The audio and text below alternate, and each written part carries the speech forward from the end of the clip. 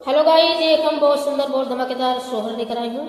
क्योंकि हमारे रिश्तेदार में एक बेटा हुआ है, इसलिए सोहर गा वो है और गा रही हूँ। और आप सुनिए, जिससे मिलेगा कमेंट में बताइएगा। काहे लो कुछ जन्म लिहा बन में, काहे लो कुछ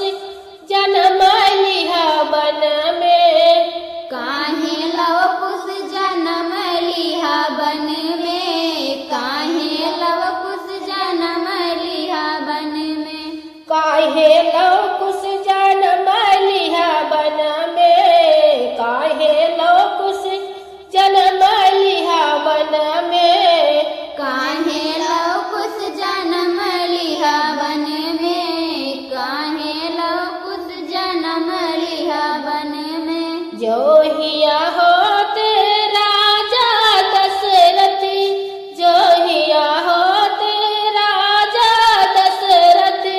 देते मोहर लुटाई यही बन में, काहे लो कुछ जन्म लिहा बन में, काहे लव कुश जन्म लिहा बन में, काहे लव कुश जन्म लिहा बन में, काहे लो कुछ जन्म लिहा बन में, काहे लो कुछ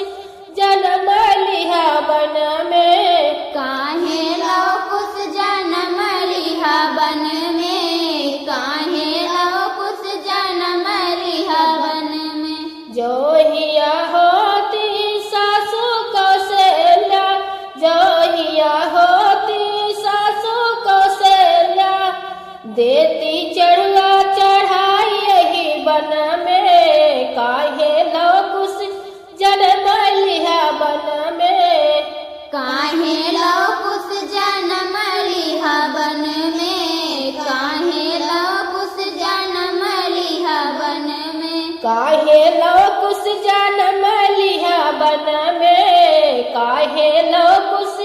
जन्म लिहा बन में, काहे लव कुश जन्म लिहा बन में, काहे लव कुश जन्म लिहा बन में। जो हिया होती हमारी ननदिया, जो हिया होती हमारी ननदिया, देती काजल रचाई यही बन में, काहे लो कुछ जन्म लिहा बन में, काहे लव कुश जन्म लिहा बन में, काहे लव कुश जन्म लिहा बन में, काहे लो कुछ जन्म लिहा बन में, काहे लो कुछ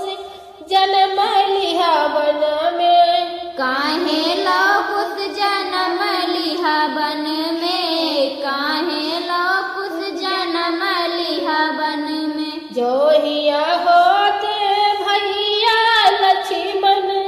जो हिया होते भैया लक्ष्मण, देते मुरली बजाई यही बन में, काहे लो कुछ जन्म लिहा बन में, काहे लव कुश जन्म लिहा बन में, काहे लव कुश जन्म लिहा बन में, काहे लो कुछ जन्म लिहा बन में, काहे लो कुछ जन्म लिहा बन में, काहे लव कुश जन्म लिहा बन में, काहे लव कुश जन्म लिहा बन में। जैसे मिलेगा कमेंट में बताइएगा दोस्तों।